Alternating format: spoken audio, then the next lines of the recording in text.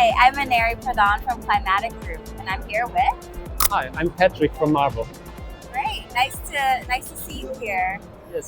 So, why is optimization becoming just as important as hardware itself? Yes, what we see nowadays is that a lot of the margin and the profit in energy trading can be done with optimization, and it is necessary because, as maybe before, it was quite easy to market your asset on a single market, just FCR, put your battery there and just makes money, or you just go on the intraday to close the differences between day ahead and your forecasts for certain assets. But now, because the margins are getting smaller, there's more batteries coming into the market, people are forced to go multi-market. And multi-market is a place where manual trading is not so easy anymore. It's also more complicated to find the right placements together with the flood of information, forecast, and so on. And optimizers take on this hard question of finding the right bids and placements for your assets. So this is one thing. It's just a lot of information to digest and to maybe steer your assets in the right way. And the second thing is maybe also through the race of hardware, which is coming out everywhere. You see how the prices are going down for lithium, the price for batteries are coming down.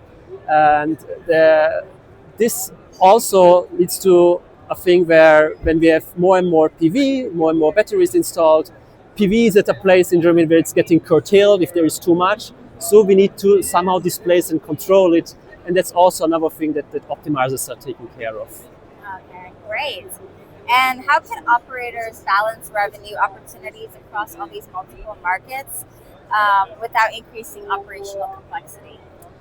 Yes, so this is exactly the thing that before operators it was quite easy with single markets.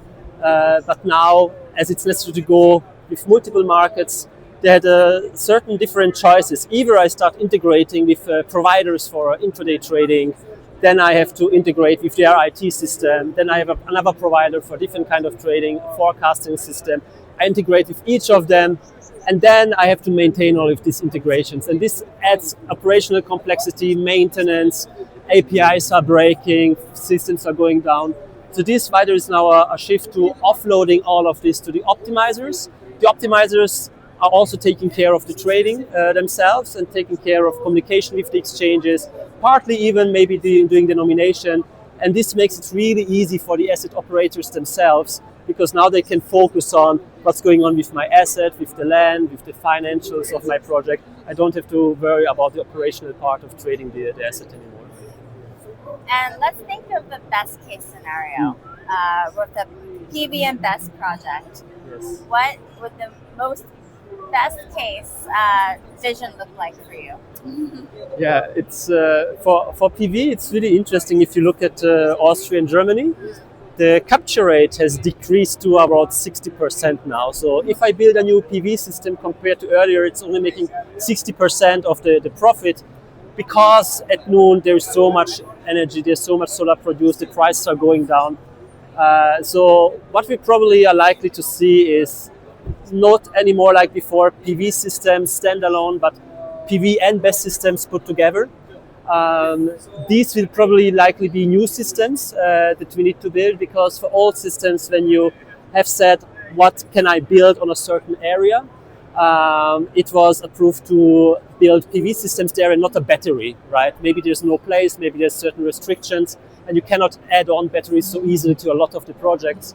So in the future, this has to be managed and planned from the beginning, and managed also with the grid connection that you have there, and optimize it according to the usage of the PV and your BESS system. So I think the future goes on one hand in this direction. And one thing we didn't talk about yet is PPAs. So I think PPAs is going to come in very strongly for all of these setups as well, because, for example, data centers, as they are growing now, they really want to focus on using green energy, which you can guarantee if you have a PPA, a PV, and a BESS to it. You can basically make sure that you have a certain coverage with green energy. I think this is where the future is going to with the setups. Yeah, and it sounds like you and Marbl are well placed for that future, especially with data centers trying to optimize all of these different systems.